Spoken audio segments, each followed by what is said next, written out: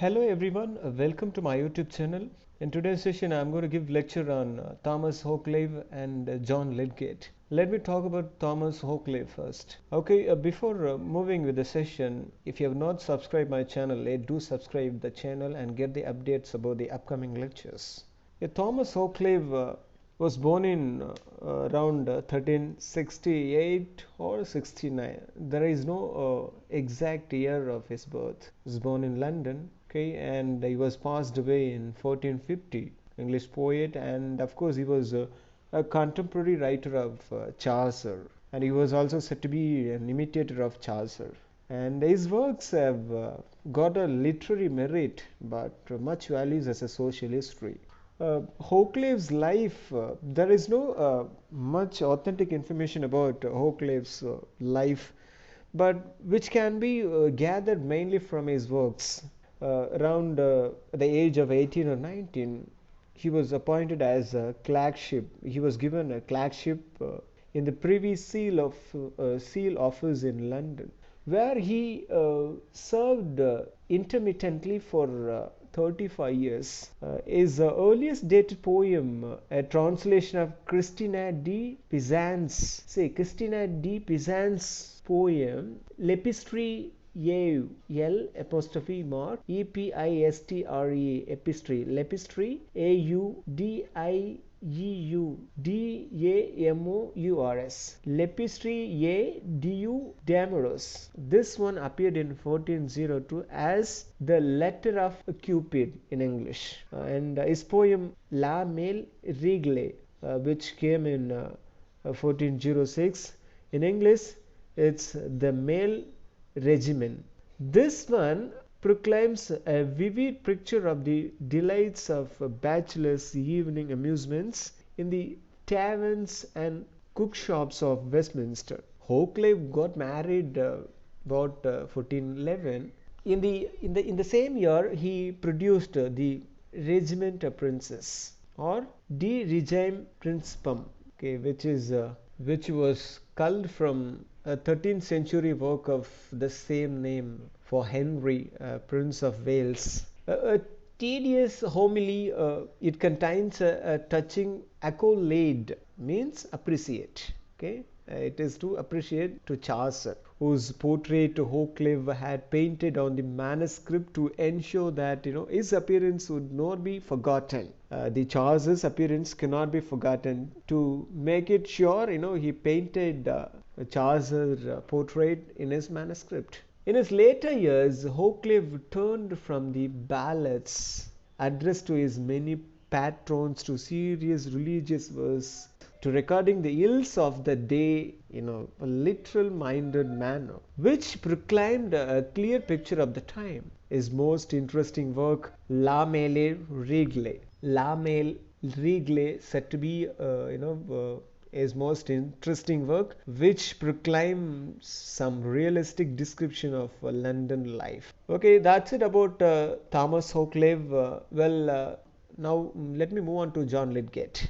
John Lydgate was born in 1370 in England, and he was died in 1450. He was known principally for a long moralistic and devotional works. He was well known for this. In his testament, Lydgate says that when he was a boy, he became a novice in the Benedictine Abbey of Bury St. Edmunds, where he became the priest in 1397. He also spent some time in London and Paris. He was said to be an admirer of Chaucer. Okay, he admired Chaucer's works, and he also imitated Chaucer's versifications. Now let's see some of the works written by John Lydgate. The first one is the Serpent of Division. The Serpent of Division. This work was written in 1422. It's his only prose which was written by John Lydgate, and it is said to be one of the most puzzling of Lydgate's work, short prose. This prose proclaims the life of Julius Caesar. Okay, recounting the life of Julius Caesar and describing the terrible consequences of political and social division. And this prose work opened with the introduction notes and glossary by Henry Noble McCracken, Macracken. He is the one who gave the introduction notes and a glossary, which was included in the introduction part of the prose. So the next work is the Fala Princess. It's a poetry. This one was written between 1431 and 1439. Middle English poetry. This poem was written to recount the lives and tragic death figures from history, legends, and classical mythology. Of course, even from the Bible. This poem was composed in around 9 books, which has got 36,000 lines. Originally it was written by Boccaccio, John Lydgate, who translated this work into English. The copy of this poem might be produced in Suffolk, which is very close to Abbey of Bury St. Edmunds. There, Lydgate had been admitted as a monk in 1382. See, in the beginning of the poem, it was marked by an illusion. The beginning of the poem was marked by an illusion showing two Benedictine monks kneeling before an enthroned of Saint Edmund, the patron saint of the abbey. So the next work is Reason and Sensuality. This one was written around 1408, which was written on the theme of chastity, which contains a fresh and charming description of nature. And of course, it was written fantastically in couplets. It's an allegorical poetry written in couplet. The next work is the Troy book. The Troy book was started in 1412 at the command of Prince of Wales. Later, this work was finished in 1421 by Henry V, and this work is a rendering of Guido della Colens, Guido della Guido della Colens, Conne,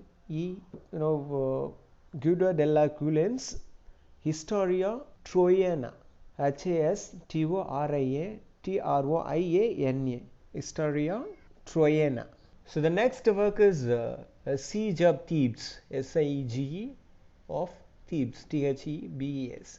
It's a poetry which was written in 1420. The primary theme of story drawn from a lost French romance, and this one was embellished by features from Boccaccio.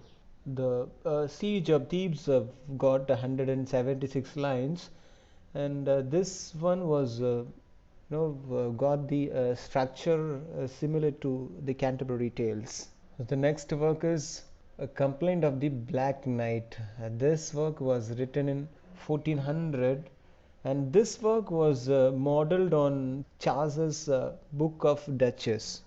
These are some important works, the popular works of John Lydgate. Let me give the titles of the other works which are written by John Lydgate, which are not popular. Okay, these works are the Flower of Courtesy poetry, which was written in 1400, and Bycorne and Chicheichi, Bycorne, Bycorne and Chicheche, Chicheichi. This poetry appeared in the same year 1400, and the next poetry is Temple of Glass. The Temple of Glass, this poetry appeared in 1403, and The Life of Our Lady. This poetry appeared, there is no much clear of this poetry year, in which year it was written, whether it was written in 1409 or 1434. Okay, it might be any one of these 2 years, might be written or 1409 or 1434. Then A Complaint of a Lover's Life. It was written approximately 1412. The next work is Ballad at the Departing of Thomas Chaucer into France. It's a poem was written in 1414 on Gloucester's approaching marriage. It's also poetry was written between 1422 or 1423. And the next work is Mumming at Eltham. It's also poetry written in 1424. And Title and Pedigree of Henry VI. This one appeared between 1424 and 1426. The next one, Guy of Warwick. It's also poetry written about 1425. And The Pilgrimage of the Life of a Man, a poetry appeared between 1426 and 1429. Dance Macabre. In English, it's Dance of Death. Dance of Death, it's a poetry was written in 1426. Mumming at London, a poetry appeared in 1427. And Mumming at Windsor, poem appeared between 1429 and 1430. And the next work, Mumming at Hertford, Hertford. This poem appeared between 1429 and 1430. Mumming for the Messrs. This one appeared between 1429 and 1430. Mumming for the Goldsmiths. This poem appeared 1429 and 1430. Between 1429 and 1430. Legend of Saint Margaret. Legend of Saint Margaret, poetry appeared between 1429 and 1430. And Roundel for the Coronation of Henry VI. This poetry appeared between 1429 and 1430.